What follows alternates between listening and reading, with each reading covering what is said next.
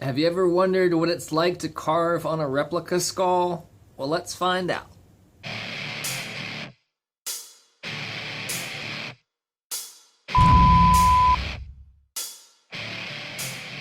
Alrighty, so what I've got here is a replica skull of a Muntjac deer.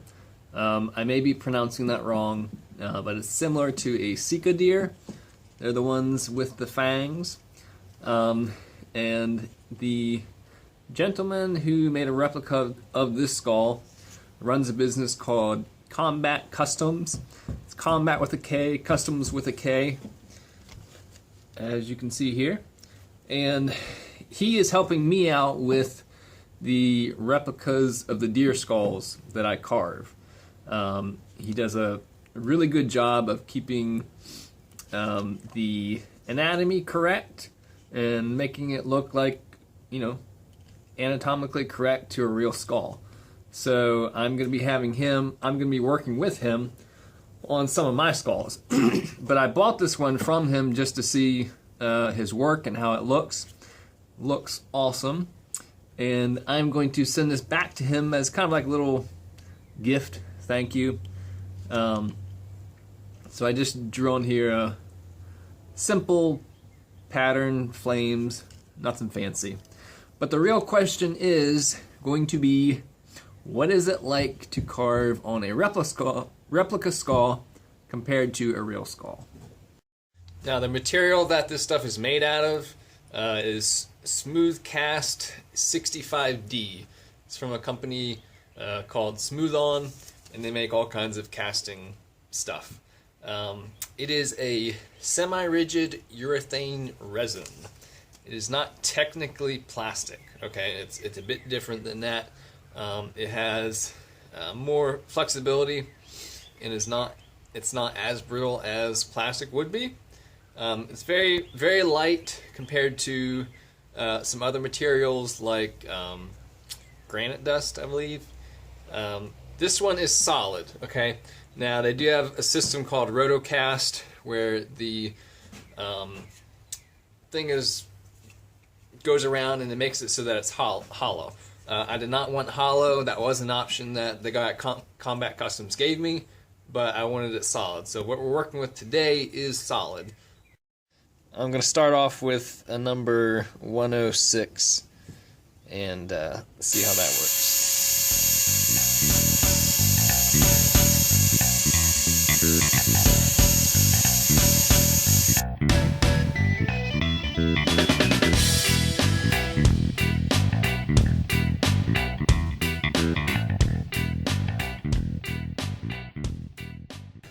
Okay, so that was surprisingly smooth.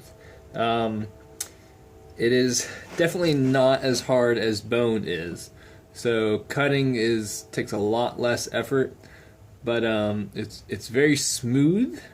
That's the best way to explain it. Like there's just not much resistance as far as the direction that you're going with your bit. You can go either direction. It seems to cut about the same. Does kick up a lot of dust from this, so I would still wear a respirator when you're carving on it. But let's give a diamond dust burr a try and see what that does.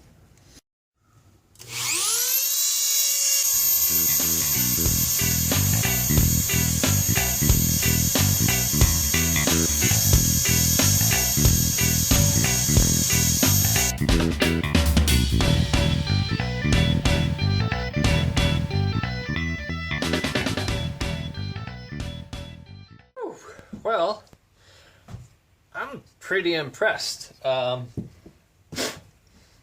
Believe the diamond dust burr is definitely the way to go over the carbon type burr. I'll check back in at the end once I do everything, but yeah, it's just super smooth.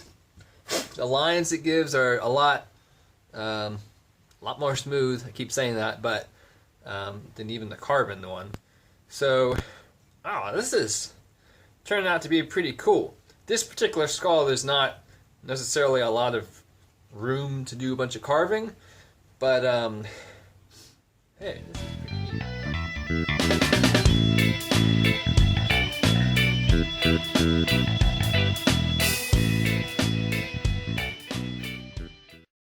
so I finished up all the carving last night. Let's see if you can see here. Got all the flames on there. Okay, I did want to answer the question real quick. Does the material heat up and melt as you carve? And it does not. I just think it's probably just because there's not enough resistance.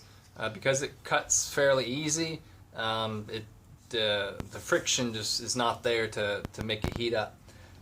So diamond dust burrs definitely work the best. It just the carbide burrs, they catch more because it's such a easy material to cut, to carve on.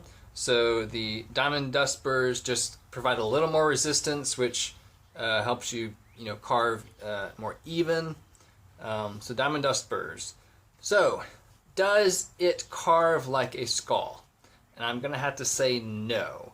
Obviously you're carving on a skull, it's a replica, but the actual material is it's easier to carve on. Can't really compare it to something else. Just I guess wood, it would be like carving on wood to an extent, soft wood. But alright, so now I'm going to stain this thing up. And what we're going to use to stain is leather dye. So the guy at Combat Customs recommended using leather dye to stain it. So I'm going to try that out. I'm going to use the lighter of the two, and let's see how that does.